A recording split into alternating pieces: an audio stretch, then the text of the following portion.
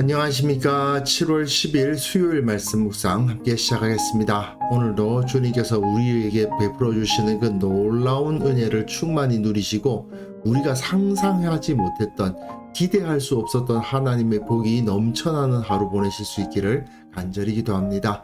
오늘 본문은 이사야서 56장 1절에서부터 8절까지 묵상하겠습니다. 날마다 솟는 샘물에서는 12절까지, 그러니까 56장 전체를 묵상하도록 되어 있는데요. 제가 오늘은 8절까지만 묵상을 하겠습니다. 그 이유에 대해서는 조금 이따가 설명을 드리고요. 오늘 말씀을 통해서 주님께서는 우리가 생각했던 것보다 훨씬 더 큰 복과 훨씬 더 큰 은혜를 내려주신다는 사실을 확인하는 시간이 되었으면 좋겠습니다. 그럼 먼저 말씀 보시겠습니다.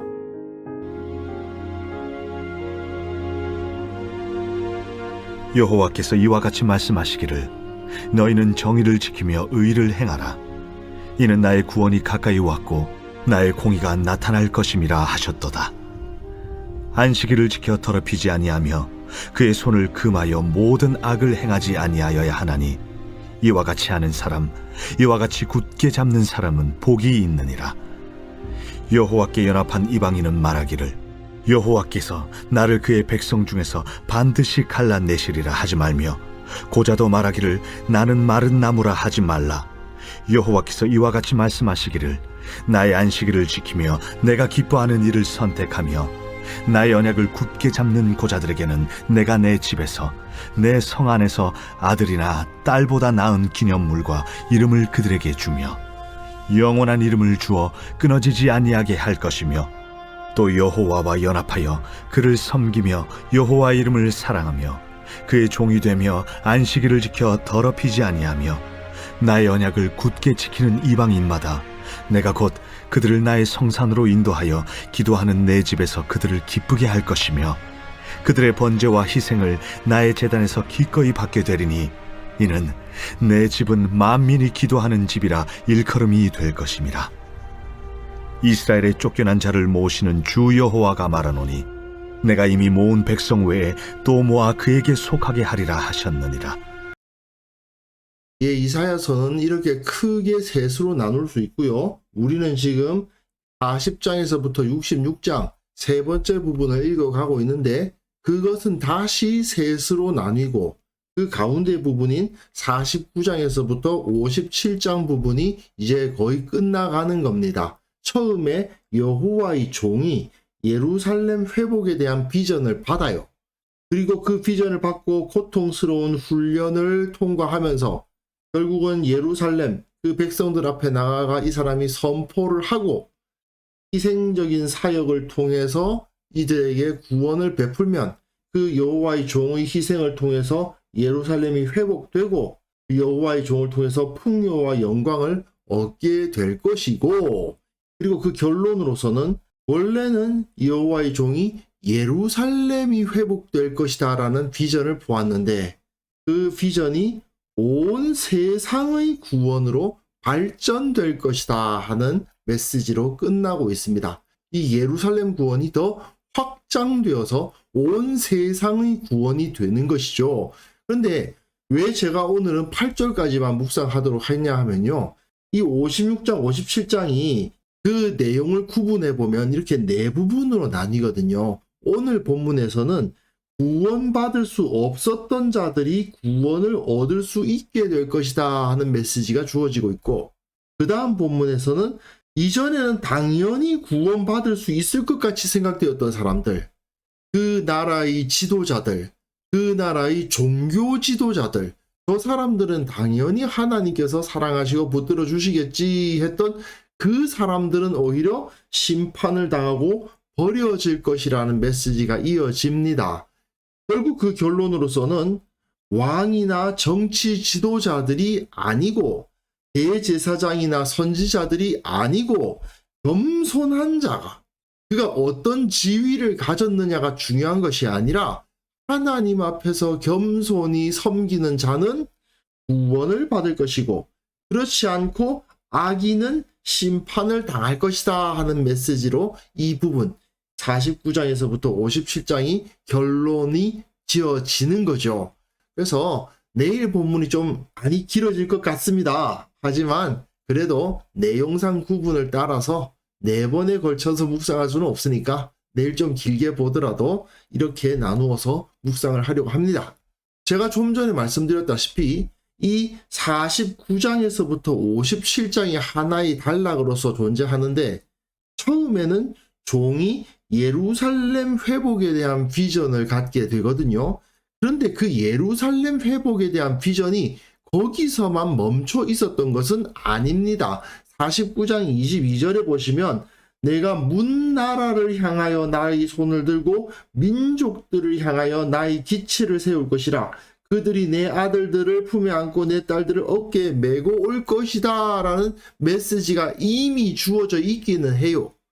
이 여호와의 종은 예루살렘을 다시 일으키고 회복시킬 것에 대한 비전을 받았는데, 그 비전 안에 이미 모든 나라들이 하나님 안에서 구원받을 것에 대한 비전이 포함되어 있기는 했습니다.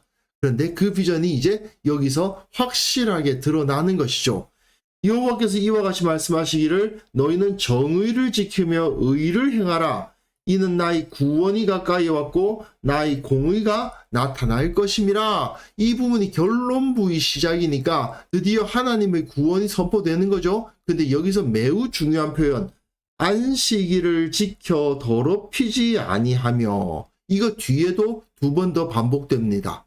안식일을 지켜 더럽히지 않는다라는 것이 하나님 앞에서 구원받는 조건인 것처럼 나타나요. 물론 다른 말들이 이어집니다. 그의 손을 금하여 모든 악을 행하지 않고, 앞에서는 정의, 의, 공의 이런 표현들이 쓰여져 있었죠. 하지만 이것이 하나의 상징적으로 안식일을 지켜 더럽히지 않는 사람은 하나님의 백성이 될 것이다 라는 메시지를 던집니다. 이 안식일을 지켜 더럽히지 않는다는 것은 하나님 앞에 온전한 예배를 드리기 위해서 나온다는 의미겠죠. 첫 번째로는요, 당연히 매주 하나님 앞에 나와서 주님을 예배하기를 잊지 않는 자라는 의미일 것입니다. 그리고 또한 이것은 하나님의 뜻을 행하는 데 있어서 약한 자, 낮은 자들을 돌아보고 그들을 불쌍히 여기는 사람이라는 의미도 됩니다. 왜냐하면 안식일의 정신 자체가 그거거든요. 종들은 휴일이라는 것이 없는데 하나님의 율법에 의해서 아무리 종이라도 노예라 하더라도 일주일에 하루는 휴일을 가져야만 한다라는 명령이에요. 그리고 그 휴일에 너희 하나님 여호와를 기억하게 해라. 하나님을 예배할 수 있도록 해라는 명령이 주어지고 있습니다. 이것은 아무리 그가 인권의 사각지대에 있는 종이라 하더라도 하나님을 기억하고 자신이 하나님의 형상으로서의 존엄성을 가지고 있음을 확인하고 거기서 하루라도 휴식을 취할 수 있도록 하는 그 권리를 빼앗을 수 없음을 보여주시는 거거든요. 그러니까 하나님 앞에서 온전히 주님을 예배하는 자이기도 하고, 또한 다른 사람들을, 연약한 자들을 사랑하고 돌보는 것이기도 합니다. 그 의미가 다 안식일에 들어있어요. 그러다 보니까 안식일을 지켜 더럽히지 않는 자는 하나님의 백성이 될 수가 있는 겁니다. 그런데 이것은 이방인들에게도 마찬가지로 적용되고요. 보자, 그러니까 환관들이죠.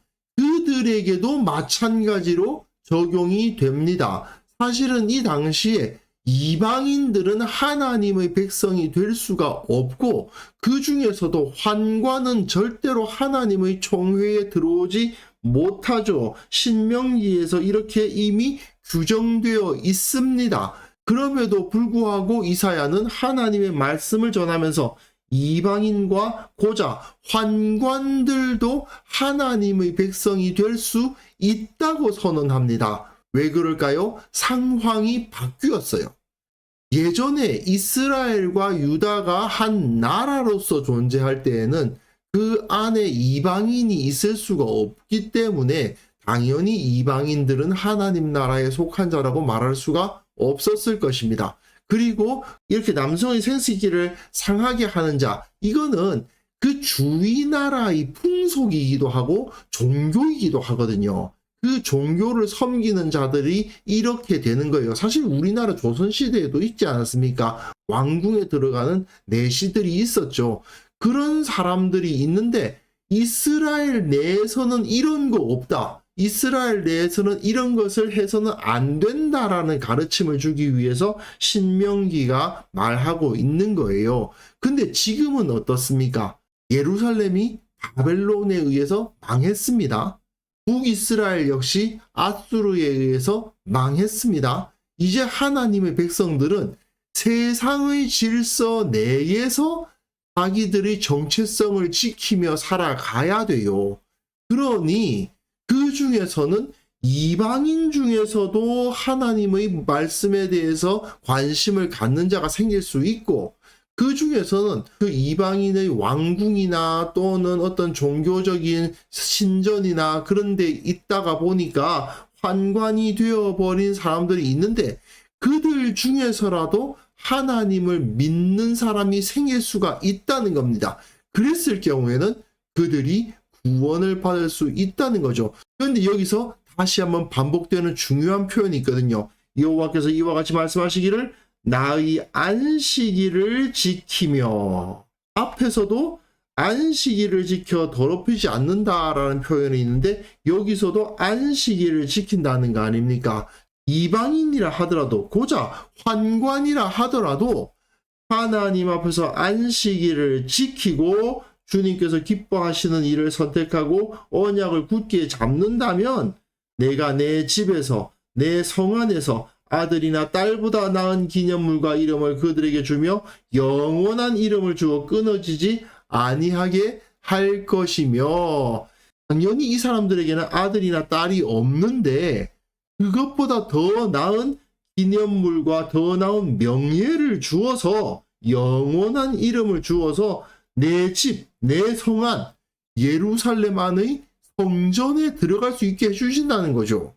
이 일이 실제로 사도행전 8장에서 성취되는 것을 볼 수 있습니다. 에디오피아 사람, 에디오피아 여왕 간다게의 모든 국고를 맡은 관리인 네시가 예배하러 예루살렘에 왔다가 빌립 집사를 만나서 이사야서 말씀을 배우고 세례를 받죠. 그 사건이 바로 이 예언의 성취라고 할 수 있습니다. 사실 이 당시에는 살아남기 위해서 환관이 되는 사람들이 있었단 말이죠. 아주 어릴 때 신전이나 왕궁에 받쳐져 버려가지고 그들에게는 아무런 선택권이 없는 상태에서 환관이 되는 사람들이 있었습니다. 그런데 그들 중에서라도 하나님을 섬기기를 원하고 하나님의 은혜를 구하는 사람이 생긴다면 그들 역시 하나님의 백성이 될 수 있다. 또한 이방인이라 하더라도 여호와와 연합하여 그를 섬기며 여호와 이름을 사랑하며 그의 종이 되며 다시 한번 안식일을 지켜 더럽히지 아니하며, 또 반복되죠. 나의 언약을 굳게 지키는 이방인마다, 안식일을 지켜 더럽히지 아니하는 이방인, 안식일을 지켜 더럽히지 아니하는 환관, 이런 사람들은 하나님의 백성이 될 수 있다는 겁니다. 내가 곧 그들을 나의 성산으로 인도하여 기도하는 내 집에서 그들을 기쁘게 할 것이며 그들의 번제와 희생을 나의 제단에서 기꺼이 받게 되리니 이는 내 집은 만민이 기도하는 집이라 일컬음이 될 것임이라. 그 이방인들이 하나님의 거룩한 산에 올라서 기도하는 내 집 성전에 들어간다는 이야기 아닙니까? 어떻게 이방인이 그 성전에 들어갈 수 있겠는가? 가능하게 될 것입니다. 왜냐? 하나님의 집, 성전이 만민이 기도하는 집이 될 것이기 때문이죠.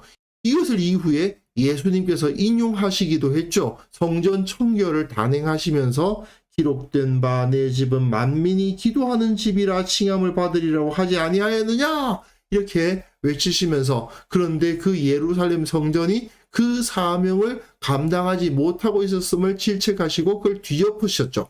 하나님께서는 이미 예수님의 사역을 바라보고 계셨다고 할 수 있습니다. 이스라엘의 쫓겨난 자를 모으시는 주 여호와가 말하노니 내가 이미 모은 백성 외에 또 모아. 내가 이미 모은 백성이라면은 이스라엘의 쫓겨난 자, 원래 유대인들, 이스라엘 혈통을 갖고 있었던 사람들 아니겠습니까? 그런데 그 사람들 외에 또 모아서 이방인들까지 다 모아서 그에게 속하게 하리라. 그에게 이스라엘에게 이방인들이 이스라엘에 포함된다는 이야기죠. 이거 로마서에서 바울이 설명하는 거잖아요. 이방인들이 유대인들에게 접붙여졌죠. 그러한 원리로 하나님의 백성이 될 것을 이미 이사야서가 바라보고 있습니다. 이스라엘 사람들은 자기들이 회복될 것을 바라보았지만 하나님은 그 이스라엘을 회복시키심과 동시에 그들이 또한 그 주위에 있는 이방인들까지 다 구원해서 하나님의 크신 나라를 만들게 하실 것입니다. 이제 성전은 더 이상 유대인들의 전유물이 아니죠. 온 세상 만민이 하나님 앞에 기도하는 곳이 될 것이고 그로 말미암아 온 세상은 구원을 얻을 것입니다. 설사 그들이 이스라엘의 혈통을 가지지 않은 이방인이라 하더라도 이전에는 그야말로 지극히 가증한 자들로 여겨졌던 환관이라 하더라도 그들이 안식일을 지켜 더럽히지 않는다면 하나님 앞에 나와 예배하기를 잊지 아니하고 자기보다 약하고 연약한 자들을 돌보기를 기뻐하는 모습으로서 살아간다면 그들까지도 다 하나님의 언약 가운데 포함시켜 주시겠다는 예언이 주어지고 있습니다. 결국 이스라엘이 아수르와 바벨론에 의해서 멸망한 사건은 하나님의 나라가 망한 것이 아니고 오히려 확장이 되는 계기가 되었습니다. 결국 예수 그리스도의 복음에 의해서 과거에는 하나님 앞으로 나오지 못할 자들이었던 사람들이 하나님을 예배할 수 있게 되었고 하나님의 백성이라 구원받은 백성이라 칭해짐을 받을 수 있게 되었습니다. 하나님께서 이 멸망당한 이스라엘, 유다에게 여호와의 종을 보내셔서 그들을 회복시키시고 저들이 생각하지도 못한 더 크고 놀라운 은혜를 베풀어 주시는 것을 살펴보면 이 은혜가 우리 각자의 인생에도 적용될 수 있을 것이라고 기대해 볼 수 있지 않겠습니까? 이스라엘 사람들은 우리 민족을 구원해 주세요라고 기도하고 있는데 하나님은 그래 너희들을 구원해 줌과 함께 너희들뿐만 아니라 모든 세상을 다 구원해 주겠다. 너희들에게 복을 줄 뿐 아니라 너희 주변에 있는 자들 모두에게 복을 주고 너희들이 기대했던 것과는 차원이 다른 수준의 놀라운 복을 부어주겠다고 말씀하시는 것 아니겠습니까? 우리의 인생에 그러한 역사가 일어나기를 우리는 기대할 수 있어야 될 것 같습니다. 그래서 이 시간 함께 기도하실 때에는요, 하나님께서 나의 생각을 뛰어넘는 큰 은혜와 복을 준비하고 계심을 기대하면서 하나님께 감사하고 기뻐하고 그 은혜에 들어가기를 주저하지 않게 하여 주옵소서. 우리 교회를 주님께서 크게 써주셔서 인간의 예상을 뛰어넘는 놀라운 은혜로 부어 주옵소서. 함께 기도하는 시간 가졌으면 합니다.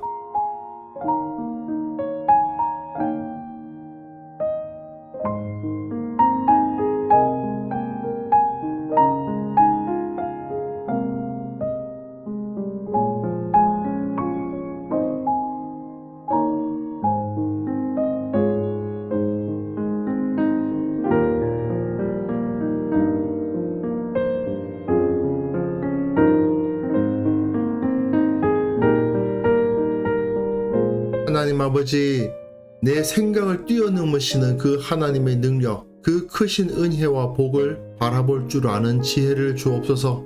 그 복을 기대하고 감사하며 주님께서 그것을 베풀어 주셨을 때 기뻐하며 받을 줄 아는 자가 되게 하여 주옵소서.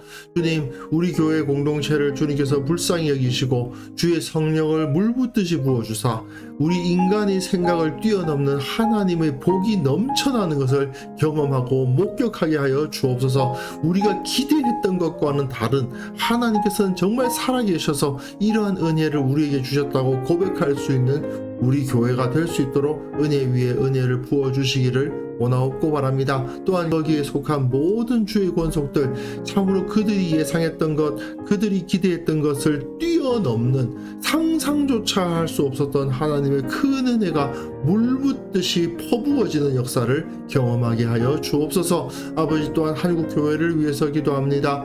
이 땅의 모든 영혼들을 품고 또한 전 세계의 영혼들을 품을 수 있는 그러한 강력한 주의 공동체 될 수 있도록 도와주옵소서.